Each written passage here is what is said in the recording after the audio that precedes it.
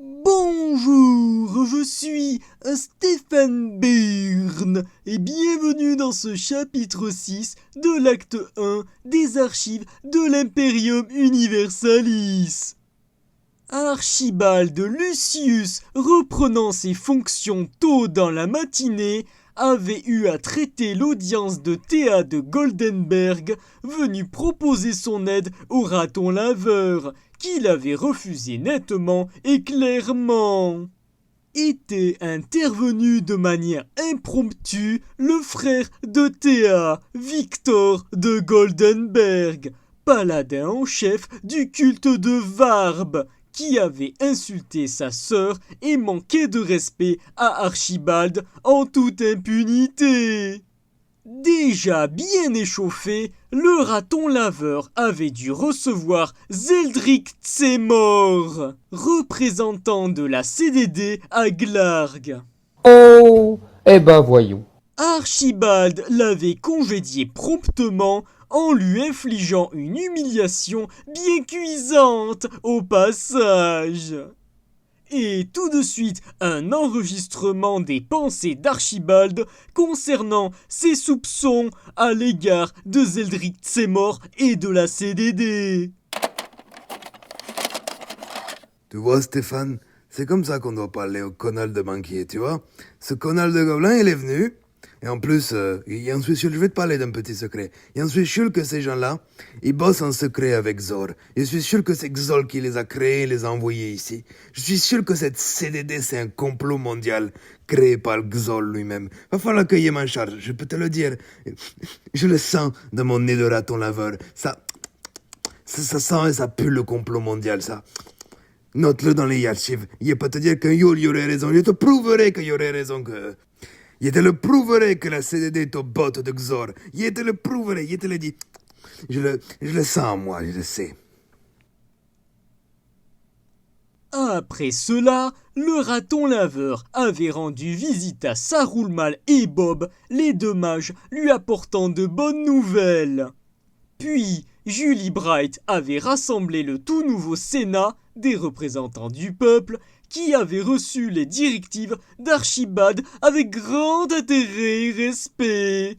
Le grand-duché de Glarg ne sera non pas une royauté, mais une authentique démocratie. Oui, tout à fait. Une vraie démocratie. Pas comme ça c'est déjà fait dans l'histoire, dans un univers parallèle. Tout à fait, Bobby. Pour conclure la matinée, le raton laveur s'en était allé rejoindre Cassim au point de rendez-vous lui ayant été indiqué plus tôt par message discret. Retrouvant le mercenaire dans les sous-sols de la ville, Archibald avait fait la connaissance de Rudy Altman, fils de Michael Altman, l'ancien chef du culte de Tzeentch, assassiné par Mev Astorius il y a près de 5 ans. Michael Altman, c'est pas une ref, c'est pas une ref. Oh, pour l'amour d'Archibald, ta gueule, Bobby. Ferme ta gueule. Ok, d'accord, ok, pardon. Alors, sceptique et méfiant, le raton laveur avait perdu les pédales, tombant dans les pommes lorsqu'il avait été confronté à la vision ésotérique et blasphématoire de Nifty, une créature humaine. Nifty, c'est une autre référence, je connais, c'est une autre référence.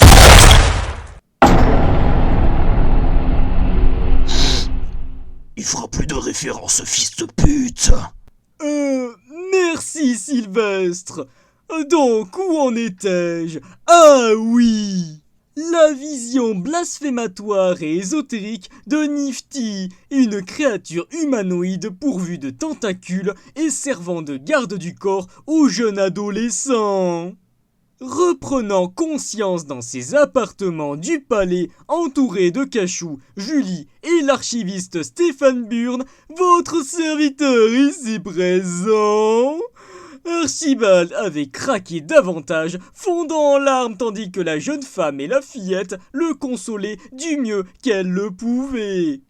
Là, le raton laveur leur avait livré d'anciens événements de son passé, à l'époque où il n'était encore qu'un simple animal, En substance, il avait fait jadis la rencontre d'Ernest Lucius, un homme extrêmement viril et charismatique à la tête d'une cohorte d'une trentaine de barbares qu'il tenait en respect d'une main de maître, leur ayant même inculqué les bases du savoir-vivre.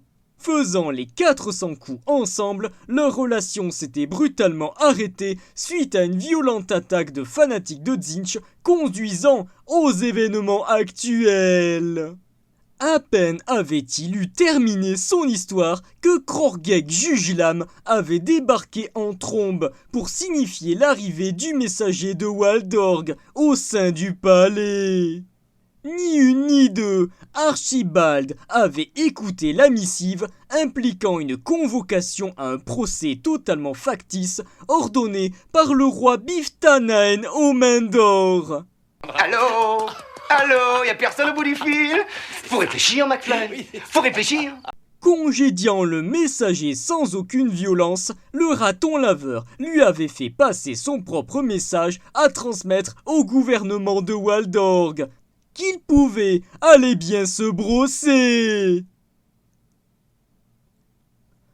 Oh merde, c'est vrai que maintenant que l'autre connard est mort, va falloir que je me coltine les effets sonores jusqu'à ce qu'on trouve un nouveau stagiaire. Bah, fait chier. Je disais donc qu'il pouvait aller bien se brosser. Ainsi se conclut ce 6e chapitre de l'acte 1 des archives de l'Imperium Universalis. Merci à vous d'avoir écouté et regardé. À très bientôt. C'était Stéphane Burn. À vous les studios. Oh mais putain Sylvestre, tu fais chier. Va falloir qu'on trouve un nouveau stagiaire maintenant. Bah ouais, je sais, mais bon, il commence à me saouler ce sac à merde. Bah...